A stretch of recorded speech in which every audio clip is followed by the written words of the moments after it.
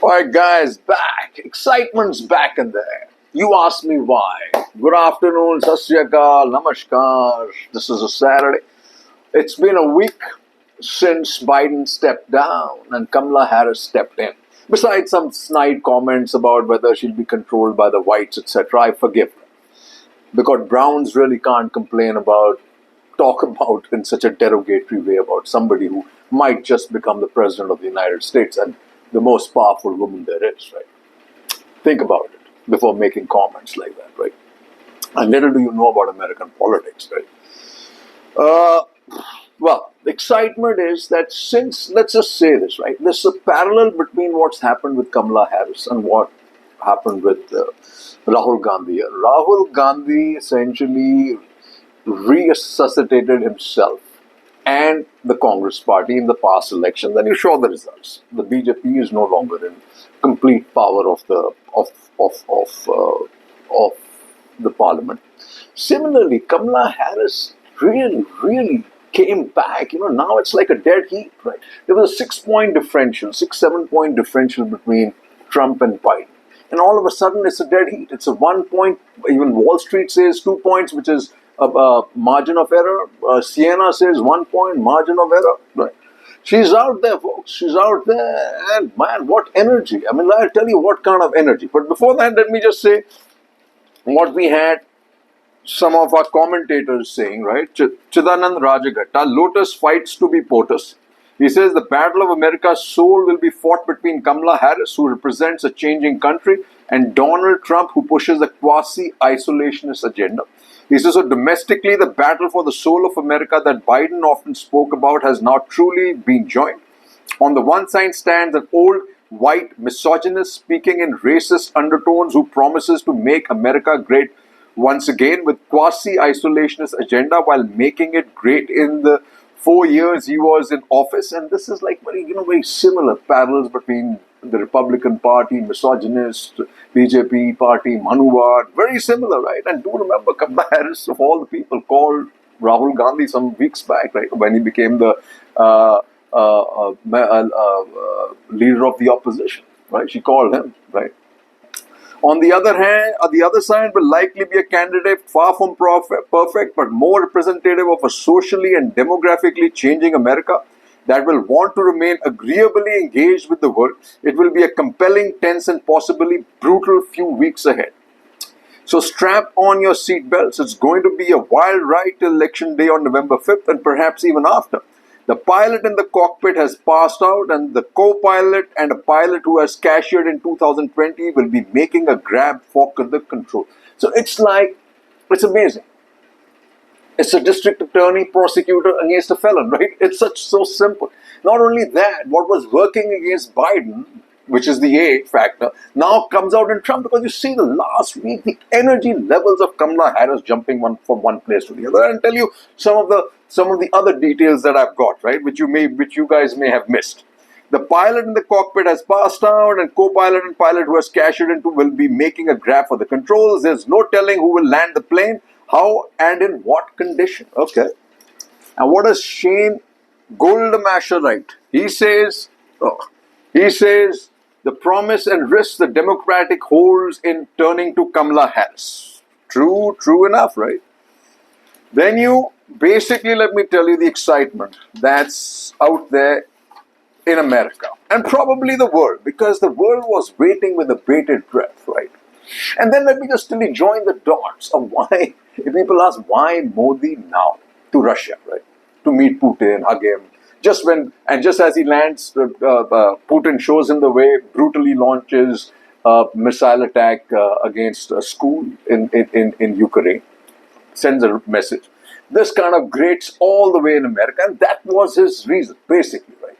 That it showed off Modi and India in a very, very bad light, right? And that didn't go down well with the Democrats, and I'm sure Kamala Harris saw that too, right?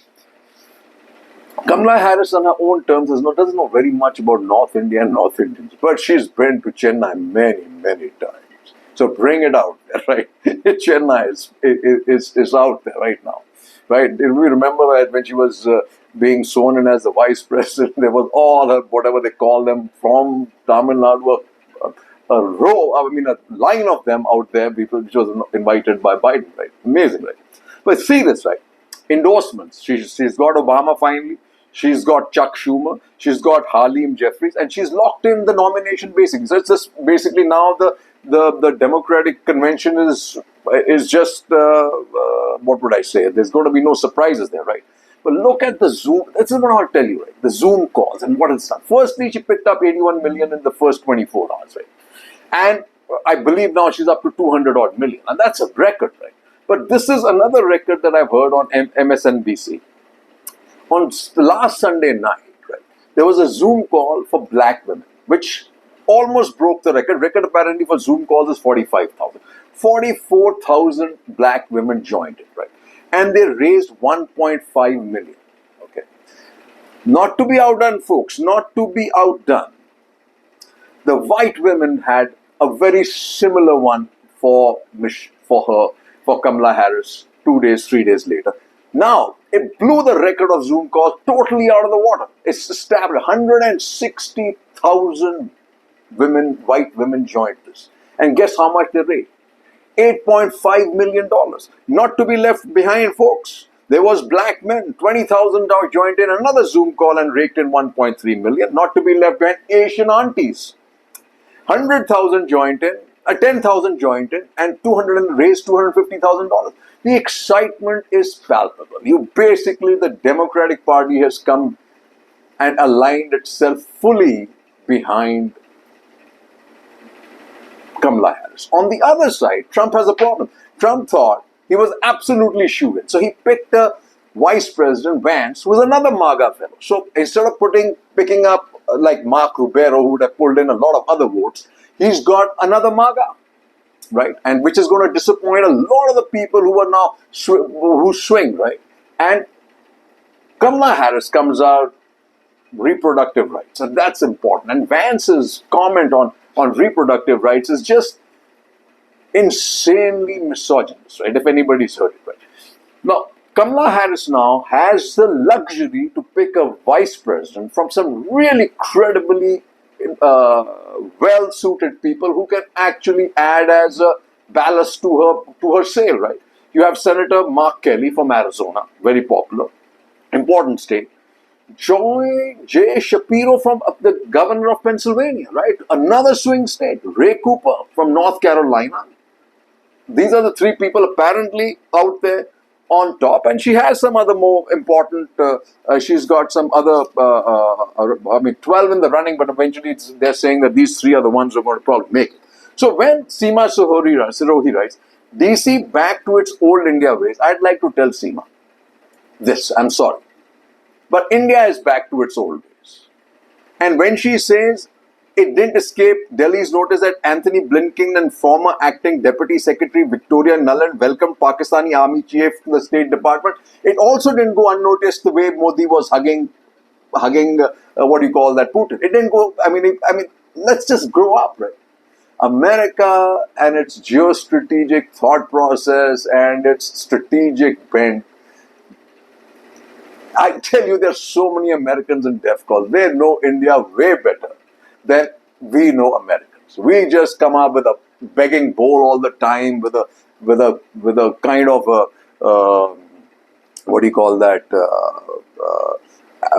attitude of we've been hurt and you can't trust America. America, on the other hand, is also out there saying, hey, really, can you really trust India? And I personally think you can't, right? You can't. Because you don't know what's happening between India, China and Russia, right? As we sit here, China has been given the pass, right? Now look at how Russia has played into this, right? Think about this. Sergei Lavrov gave us assurances that TAR, all the massive buildup of the PLA was only about an exercise and ended up being land grab in the Galwan Valley. Then he told us about that these guys will pull back, status quo ante, make us walk us Kailash Hills. That means Kailash Hills was the most biggest strategic blunder done by our foreign minister and our NSA. The biggest blunder. Because from there you could see and monitor every move of the PLA. Now you can't, right? And the wind's blowing totally against us as far as China is concerned. Because, and you know what's happening, India rejects US criticism of Modi's Russia visit. Like I said, Seema, at the end of the day, you keep saying America doesn't, we can't trust America. But hey, we haven't given any reason for the Americans to trust us either, right? We like to pretend we are playing both sides, but we actually don't even know ourselves. That's my belief, right?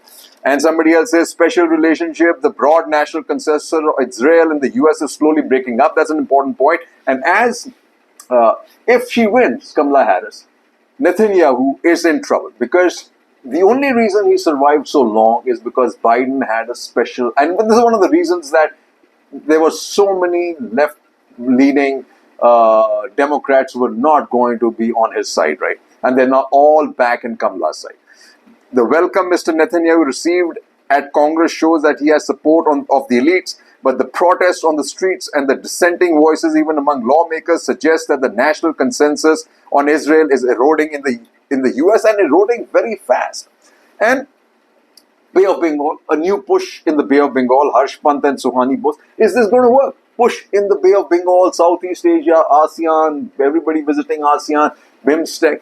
Well, not really, unless you get Myanmar quiet and ready to cooperate. Because, at the end of the day, and also just remember, I think the ASEAN countries have also figured out that India is basically a dog that barks without a bite. Because it's seen India now basically putting its tail between its leg as far as China is concerned. And the United States has seen it too. And I've seen it too, right? And this is what Modi has to do when he goes for the Kargil Divas, right? Pakistan hasn't learned anything from the past. And let me tell you, this Kargil Divas is by no means happy, right? It's a Kargil Divas, right? It also shows the highest level of incompetence as far as intelligence gathering was concerned, because we got taken completely by surprise. And at the cost of young soldiers and young officers, the number we lost, I think this, if I believe it is the figure I read, is more than that would be lost in the China war, right? PM's world's highest tunnel to boost connectivity to Ladakh. Pak hasn't learned this. No, let me tell you what Pakistan would be happy with. I can tell you this, right? If I was Pakistan, I would say, hey, take away POK. You love POK, take away POK.